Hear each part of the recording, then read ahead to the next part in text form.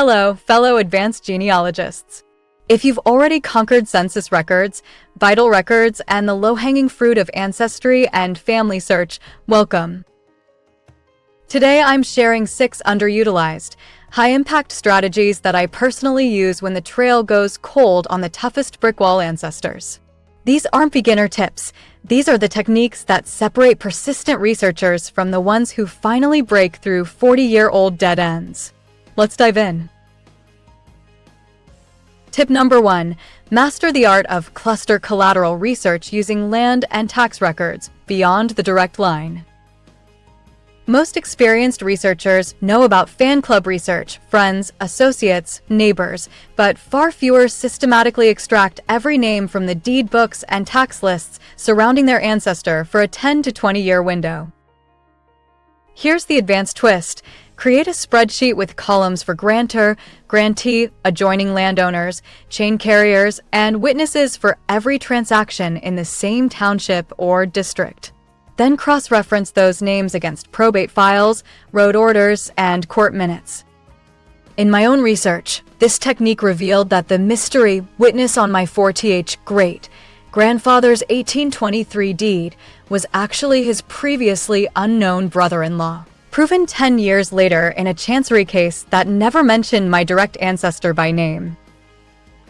Pro tip: use the family search catalog's land and property and taxation filters at the county level, not just the state level. Many digitized tax lists are hiding in unexpected collections. Tip number 2. Exploit unindexed court minute books with optical character recognition, OCR, and full-text search hacks. Millions of pages of 18th and 19th century court minutes remain unindexed. Instead of reading reel after reel, download the entire PDF from Family Search or Estate Archive, then run it through a high-accuracy OCR engine, such as Abby Fine Reader or Google's Document AI. Export the searchable text and use Ctrl+F for surname variants, place names, and keywords like bastardy, attachment, road crew, or overseer of the poor. In one case, searching for the keyword ordinary tavern in 1790s Virginia minute books located my ancestor as a licensee 3 years before he appeared in any tax list.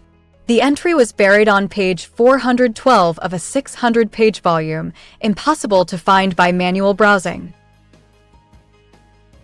Tip number 3. Reverse engineer DNA matches using the Leeds method on steroids. Incorporate segment data and birth locations. Most of us have run the Leeds method, but advanced researchers take it further. Export your match lists from all testing companies into a master spreadsheet. Add columns for shared CM, longest segment, birth locations of the tester's ancestors, and triangulation status. Sort by longest segment first, not total CM. You'll quickly spot paternal versus maternal clusters that the standard Leeds colors miss, especially in endogamous populations. I recently used this method to separate 2 different Crawford lines in early Tennessee that shared 35 to 45 CM matches, but had longest segments of only 12 CP versus 28 CP, clear evidence of 2 distinct common ancestors. Tip number 4. Systematically mine legislative petitions, especially at the state level. Congressional petitions get all the attention, but state legislative petitions are gold mines for pre-1850 research. Virginia, North Carolina, Georgia, Kentucky, and Tennessee have digitized collections containing tens of thousands of petitions for divorce, name changes, divorce, land warrants, pension increases, and relief from debts. These records often name siblings, parents, and exact relationships because petitioners had to prove identity and residency. Search by surname, associated surname, and neighboring county names.